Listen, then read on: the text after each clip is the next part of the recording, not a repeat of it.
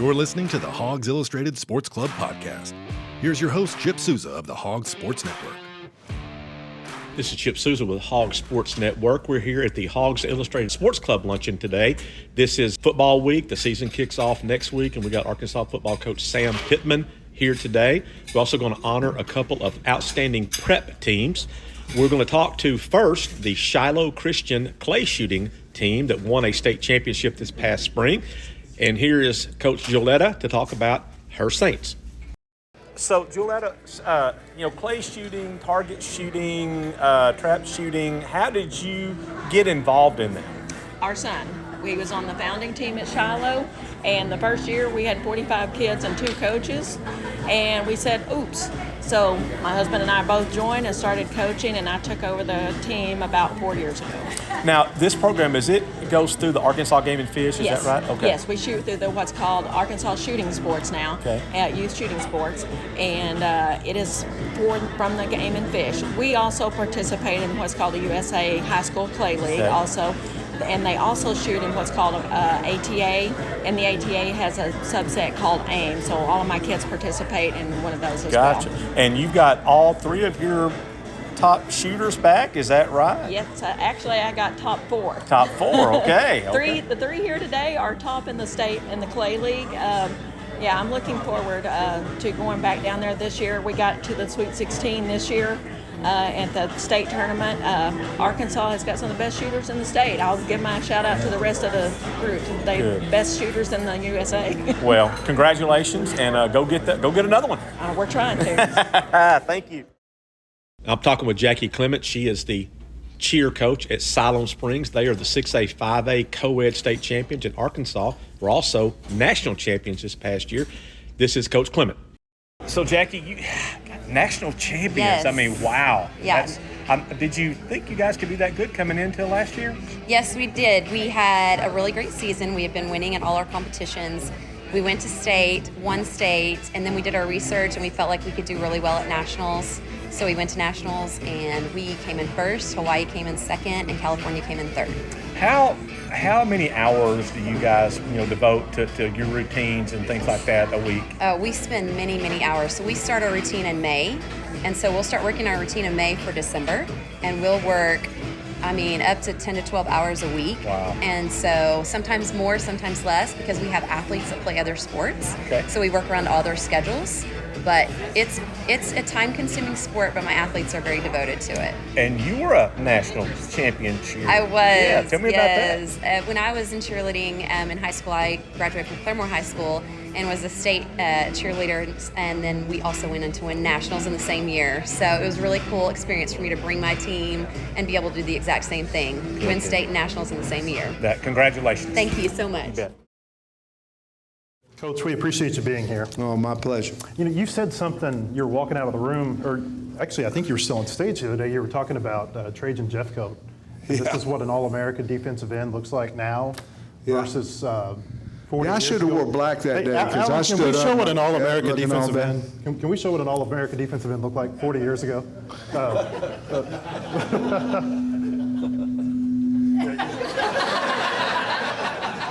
Everybody asks if that photo was shopped. No. Now, can I tell a story or no? Yeah. Back in the old days, the old guys, the alumni, played the varsity in the spring game. So you'd come back, and I had ACL surgery, and I came back, and of course we was getting ready Friday night down at the local bar and drinking a few beers, trying to figure out how we're going to beat these, the young guys.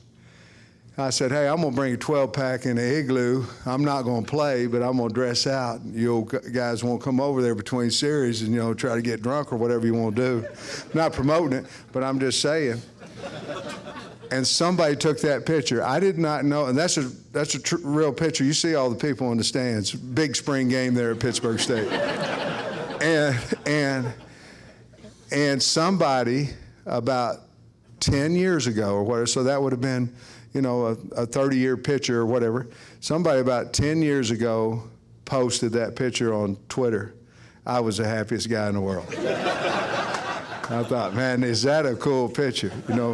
Me and Roger, who was that? Johnny U. Johnny U had the cigar or something. But anyway, that's real, and I don't know about the All-American part, but the picture was real. I'm glad you could. I've always wondered about the origins of that picture. And Yeah, I don't know who it was. I don't know who took it. you played with Willie. Had Britt. several girlfriends, so I don't know. Go Hogs.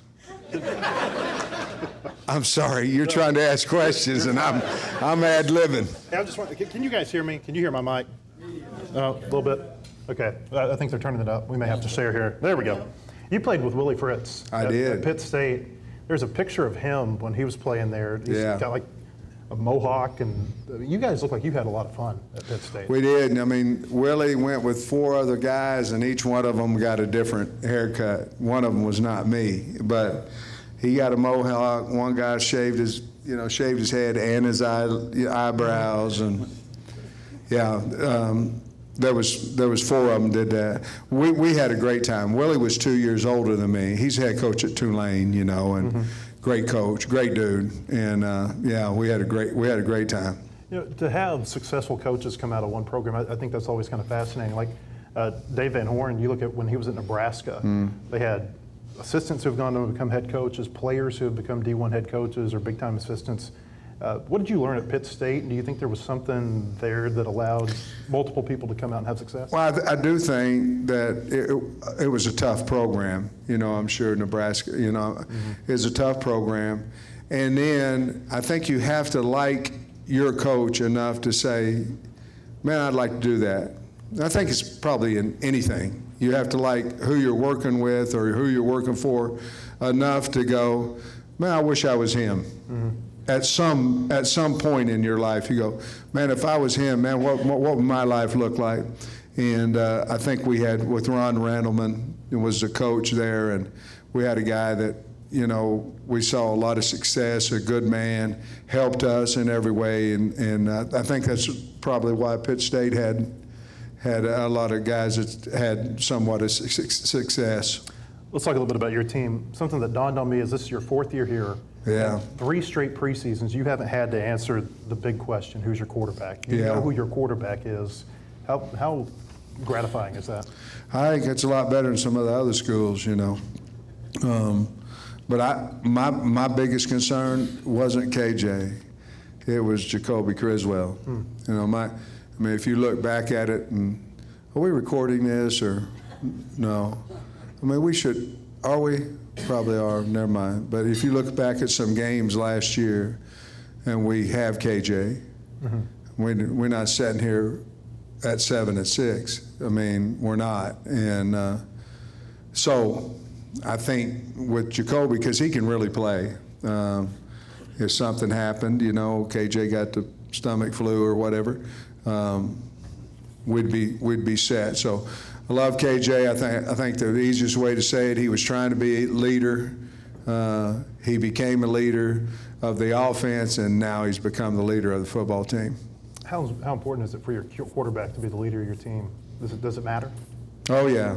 Yeah, every league's quarterback driven. Maybe not high school, but probably is too. Quarterback driven. And if you don't have a good one, you're going to struggle. Especially against the really good teams. And so I think everything's quarterback driven, and when you have one, I think your whole team has a lot more confidence than if you don't. And I think at times we might have felt that even last year. You talked about Danny Enos as a quarterback coach, Yeah. a position coach. I don't know if I could tell you what's different about KJ, but something looks different in his footwork, his mechanics. He looks like a different quarterback. Well, he is. Technically, he's a lot better. But I also think, anytime you pay attention to somebody and they're a good person, they're going to get better. And we've had 3 indies, which is 15 minutes a day, where he is getting coached constantly, him and all the other guys. And nothing negative against it. It's just the way people thought. It just hasn't always been that way. And I think when you're around somebody that's constantly pumping positive things and information to you, I think you want to get better, and I think that's why he has. One of the groups that's stood out to me this has been your defensive line. Yeah. I mean, I'm a big guy, and usually I'm about as big as the defensive lineman. These guys are towering over me. I mean, Yeah. they're 6'5", 6'6", 310, 320. I mean, this looks like a different kind of defensive line than you've had before. We're deep. I mean, we're probably 9 deep. And Deke's done a really nice job of recruiting. We got 2 out of the portal inside and 2 out of them outside, 2 ends outside that are really good players. I mean, really good players. And then we've developed the guys that we had. But there's no doubt in my mind we're every bit of 2 deep with good players. Not like, oh well. I mean, we can be in a 2 deep rotation if we want to. But I think, you know, some of the guys stepping out there. Trajan Jeffcoat's a player, and really good. We've got several of them, but you got to know where he's at on the football field if you're an offensive football team. I think this time last year you were a little worried about your depth on the defensive line, especially interior-wise. Did that prompt you to go get more guys? Yeah, I think if you're recruiting for 3 positions, you know, if you're playing an odd front and you're recruiting for 3, again, you've got to hit. And then we, you know, I always liked a 4-man front. We just didn't have the guys to do it. Barry liked it as well, but we just didn't have the guys to do it. But I think I challenged Deke a little bit like Kirby Smart challenged me when I got to Georgia. You know, he said, you got to do something about that room, you know, and I think I did, you know. I know Deke has, and he's changed the room. You want to be a good coach good players. I mean, it's pretty simple, you know. And if I used to take offense, they used to say, well, he ain't a very good coach, but he sure can recruit. Well, what the hell? We're winning. So, I mean, okay, I'm a terrible coach, but we just kicked your you-know-what. They're going against your offensive line every day. What do you see from the linemen? Like them. Got 2 young tackles, but I like them. I think they're going to be really good players. We are developing depth. Guy like Chambly, Andrew Chambly. I mean, Devin Manuel's been out with a couple of injuries. And, I mean, he's fine, but he's been out. Chambly has surprised the whole building. I mean, he's a good player now. Kid out of Little Rock, out of Maumelle. And, I mean, really good player. And so we're creating depth there. We're not near as deep on the O-line as we are on the D-line, but I'll say we've got 8 at least, a minimum, that we can win SEC games with. With Chambly, how much were you seeing that before Devin got hurt, and how much of it was just him taking advantage of that opportunity? I think he just took advantage of the opportunity. You know what happens is when you watch film and you're watching them against the 2s and you're going, that's a pretty good job against whoever, and then you watch them against someone you've seen create havoc in the backfield and they're not, then you change your opinion. You know, you go, man, if he can do it against him, he can do it against so-and-so's team's defensive end, and that's really what's happening with him, and he's pretty good. What do you think you've learned about your team during the last 16, 17 days? Tough. We got a tough team. We have a together team. Yesterday, Jaden Wilson's got a little AC deal, not bad, but he was in a green, and he goes out for a pass. He falls down. I mean, they get a little bit of a collision. He lands on it, okay? The most concerned guys about him were the DBs. When you have a team like that, it wasn't they running around, they're looking at him. The next play on film, you see Jaden Johnson, he's over there looking at him to make sure he's okay and things like that. When you have a team like that, you knock hell out of each other and you help each other up during practice. When you have a team like that, that's the thing that I've most learned about this group. They care about each other. People say it all the time, but hell, you can talk it all you want. Show me if you do. And they're showing that. And I really like this football team a lot. You've had 2 scrimmages, and that's a good segue. You've had 2 scrimmages, and I've seen coaches come in from that second scrimmage not real happy. Because you came off the field the other day, you're happy. Yeah, hot too. Yeah, man. It's hot, man. You and your wife, I mean, you were knocking on the window, waving at the players. Yeah. I think that's an indication that you do like what you're seeing. Yeah, I like our team. We're tough. We don't complain. I like that day specifically because we had some adversity a little bit on offense. The defense getting after us a little bit on offense. We could have broke a little bit. It was hot. Could have broke. Now, we did have a couple personal fouls there at the end, but oh, hell, a little bit of fighting ain't going to hurt nobody. And, in practice 15, I mean, I used to throw down too, as long as I knew I could whip him, which I went over to the punter one time, got after him. But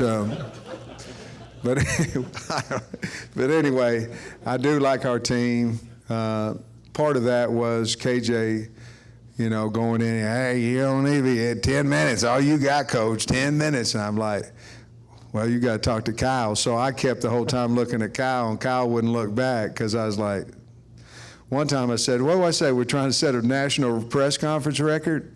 And sometimes I'm in there like 30 minutes and they're asking me questions, and I love all of you that ask you questions.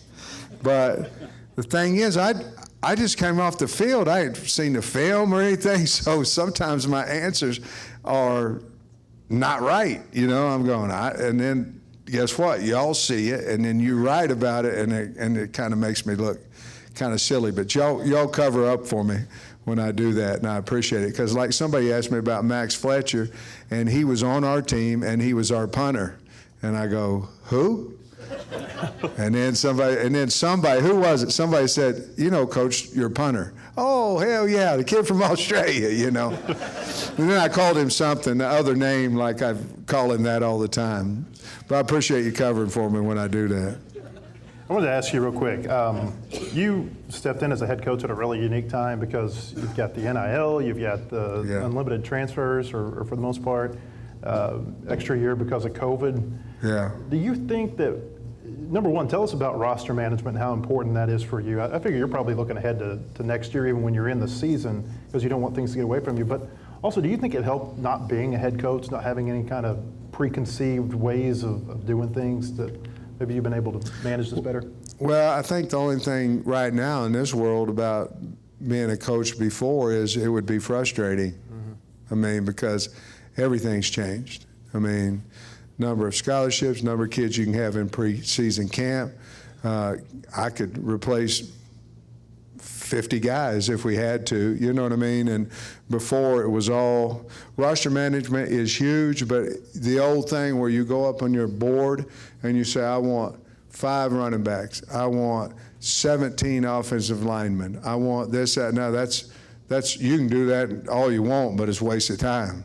What happens is you got to figure out who's going to leave. Somebody's always going to shock you. Somebody's going to walk in and they're going to leave, and you had them on the board. There's no way they're going to leave, and they're going to come in and leave on you, and that's going to shock you. So our new guy in recruiting, he wanted to go over the board with me and all this, and I said, hey, I've been here long enough to know if you're number 17, go to 30, and then just figure it out.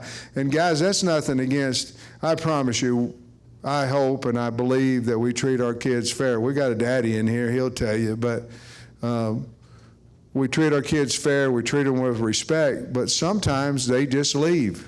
I mean, that's just what it is. They want opportunity to play and those things.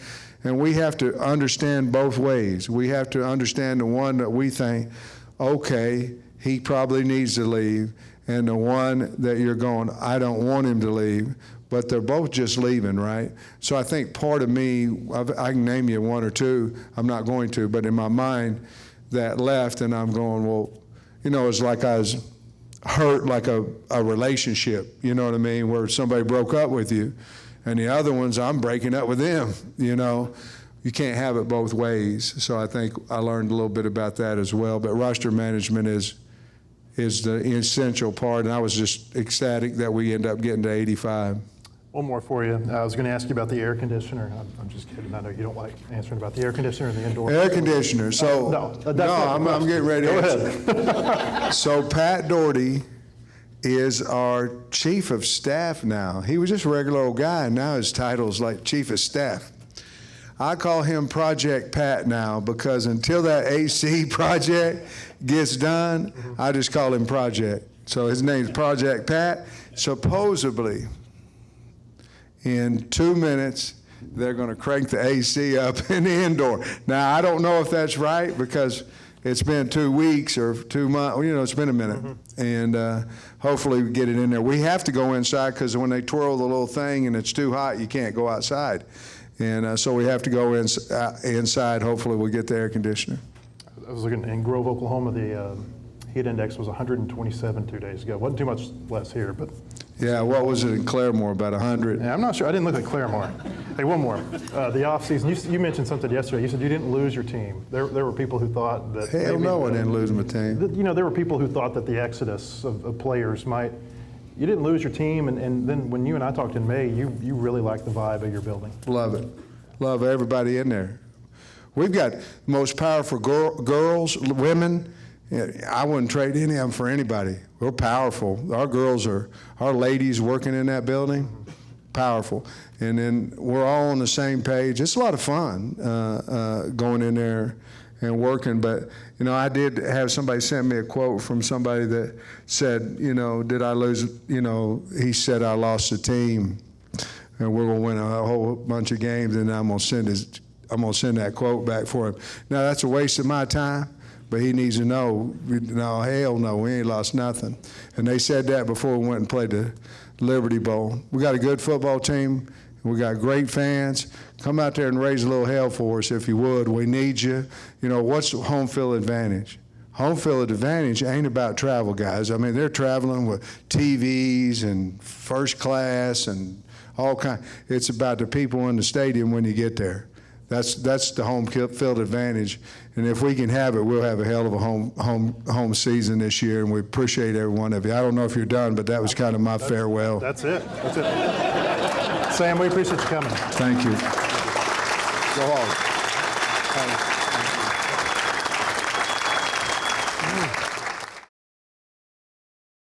Thanks for listening to the podcast today. Again, this was from the Hawgs Illustrated Sports Club Luncheon. We'll be back in 2 weeks on September the 6th when we will have former Arkansas Razorback Raymond House. He will join us to talk about his career at the University of Arkansas. The proceeding has been a production of the Hawgs Sports Network. Look for our daily podcasts on Apple, Spotify, or your favorite podcast platform. For more Razorbacks coverage, go to WholeHogSports.com or follow the Hawgs Sports Network reporters on social media.